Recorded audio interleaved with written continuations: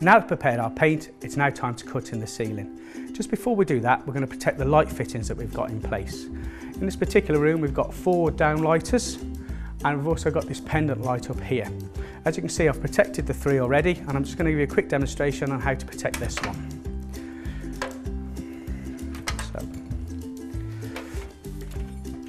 So inside here, there's 2 little springs. So we're going to get our scraper without damaging the actual light fitting or the actual ceiling. So we're just going to be very, very gentle.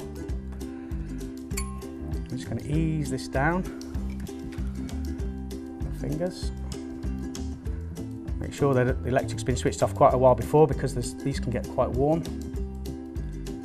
Okay, so it's just before the springs. We don't need to pull it all the way through. We've got our masking tape. This is a low tack tape, so it's not going to leave any nasty residue actually on the light fitting or create any damage. And then I think this is just good practice really, just in case we get any splatter that's coming off the roller, or when we do any cutting in. And then put our masking tape around. And then we're just going to do this light fitting over here, the pendant. We don't need to use masking tape on this, just remove the actual outer cover. Give that a spin. Right, so now we're ready to do the cutting in. So, to recap, all the sheets are still in place, the carpet's still protected. The ceiling's been scraped, all the bits and nibs are off, it's been left by the plasterer. The ceiling lights have all been protected, they've got all some masking tape on. So now it's time to start to do some cutting in. What we don't want to do, we don't want to take this big 10 litre drum of paint up onto our steps. So what we're going to do is we're going to decant it into our kettle. The way we do that, again, just the same way as that we tipped into our scuttle. So get your paint. And again, I'm going to do this without spilling it. So we're going to fill it to about half full. Just lean it back. Get our brush, give it a good wipe. Oh, nearly. Put the lid back on. Right, the next stage is we're going to work our brush in. And this is an easy way to do this. What we're going to do, this is just loads the paint up into the bristles. So get your brush and just dab it in. See how much paint I've got on there? And take the excess out. Okay, and then I'm just going to work it in one more time. Okay, this is just going to, like we're called, charge the brush. Okay, that's perfect.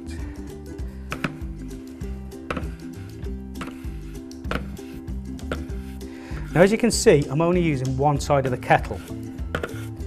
Okay, there's a little painter's tip for you here now. So if I'm moving around the room and I put my paint pot down, I put my brush actually onto that edge. If I had paint all over this side, I'm going to get paint all over the handle, then I'm going to get paint all over my hands, and then I start moving the customer's furniture around and it's going to go over to all that, and it doesn't give that, you want that professional image. Okay, so the next step, this is what we call loading our brush. So we don't do this, you see this on various DIY shows. They tap in like this and then they take the excess off. Okay, I'll show you again. Take the excess off. Okay, this is the way painters and decorators do it. They get their brush, they push it in, tap, tap, side to side, ready to go. Show one more time. Not all the way in, just the tips, tap, tap, side to side, ready to go.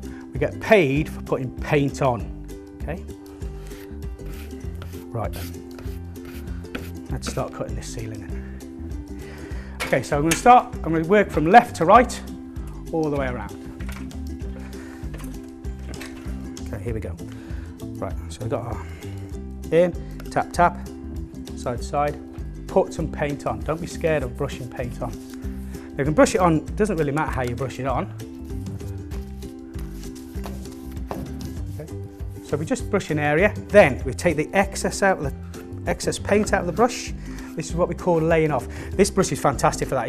It's got some really fantastic bristles that really give it a nice finish. So nicely, gently across, and then put it across like that. And then what I do, a little painter's tip, just fill the corners in.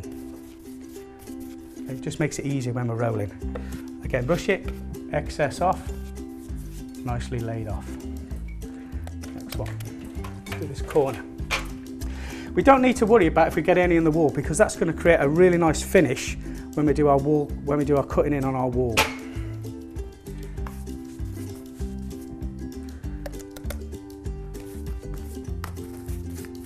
Okay, get into all the corners, excess out the brush, lay it off.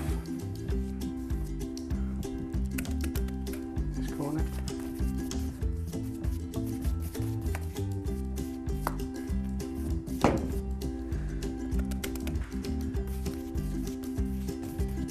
Okay, excess out again.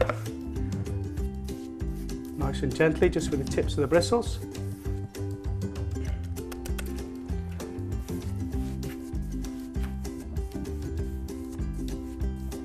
And then while I'm here, I may as well just go around this light as well.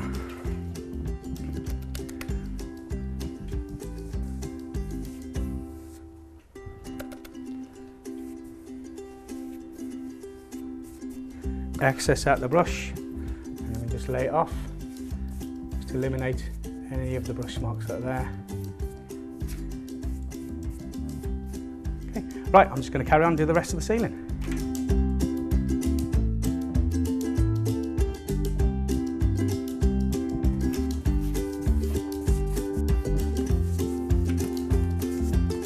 When you're cutting in, it's inevitable you're going to get some splashes on your wall. So if you don't take them off now, it's going to show up through the finishing coat, and especially if you're trying to rub it down. So just take the excess out of the brush again. Just get the edge of your brush or your side of your brush. Just wipe them across.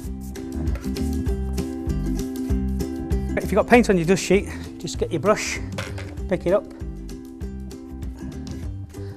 and then just pull it up off the carpet. Just leave it to dry, and that way it won't go through.